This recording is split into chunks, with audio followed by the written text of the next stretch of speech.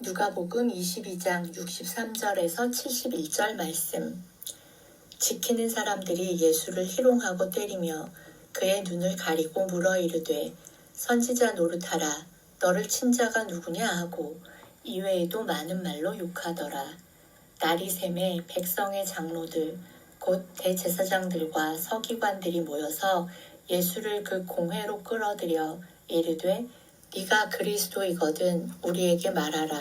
대답하시되 내가 말할지라도 너희가 믿지 아니할 것이요 내가 물어도 너희가 대답하지 아니할 것이니라.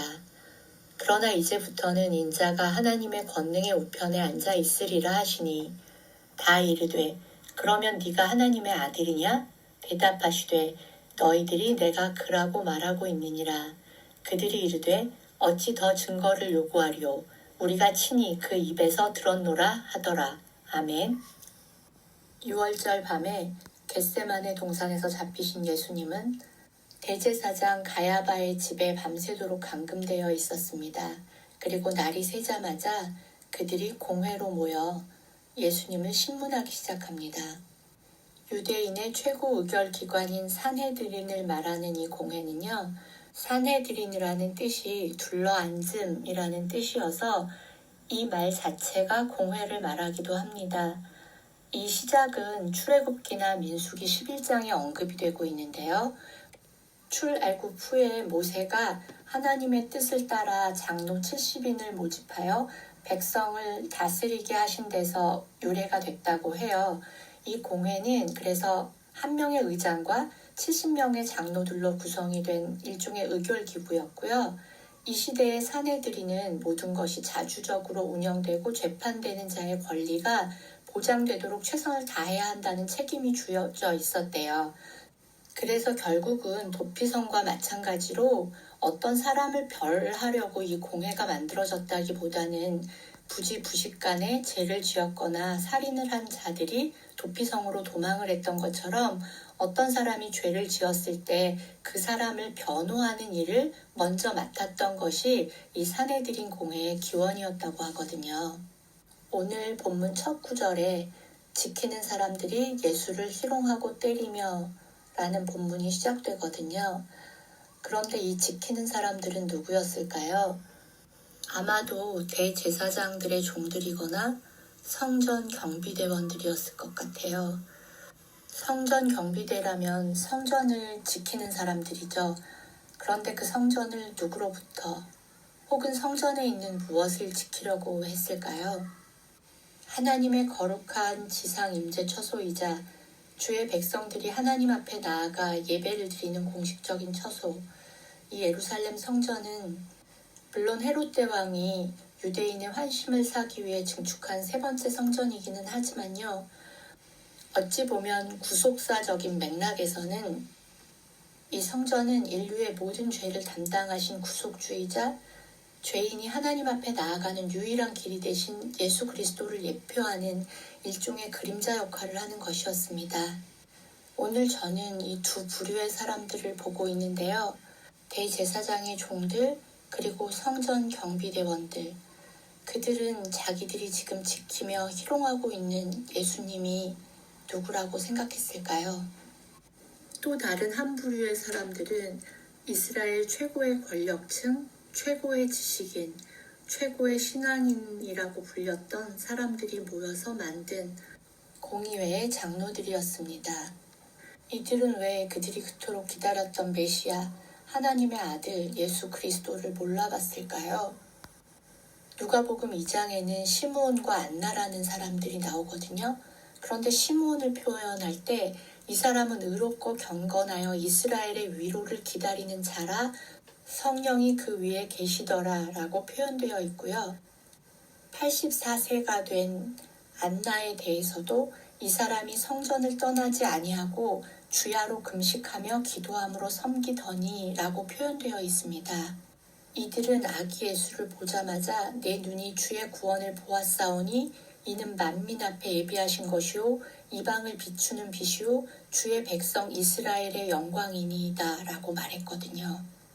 아기 예수를 보고도 그가 구원자이며 메시아인지를 알아보았던 시므온과 안나가 있었던 반면 정말 이 기득권층이었고 신앙이 있고 지식인층이라고 생각했던 이 공의회의 70인들, 더군다나 대제사장들이 어찌 예수를 몰라보았겠습니까?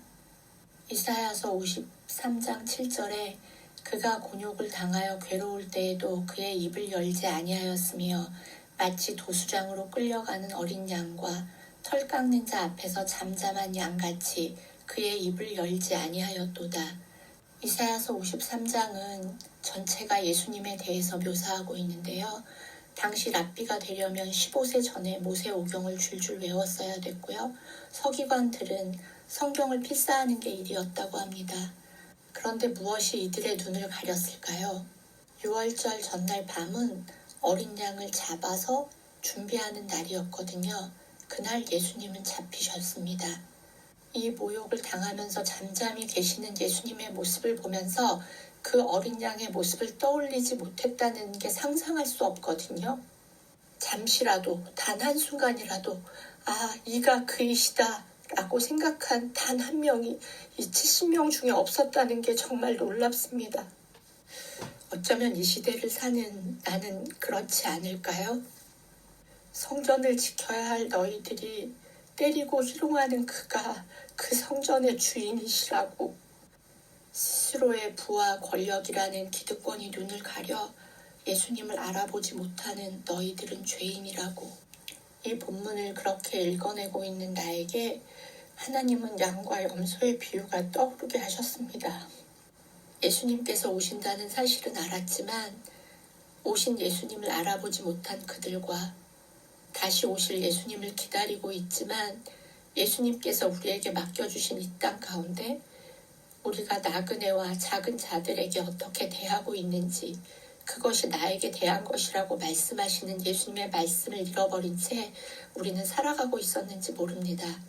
주여, 우리가 어느 때에 주께서 줄이신 것이나 목마르신 것이나 나그네 되신 것이나 헐벗으신 것이나 병드신 것이나 옥에 갇히신 것을 보고 공양하지 아니하더이까?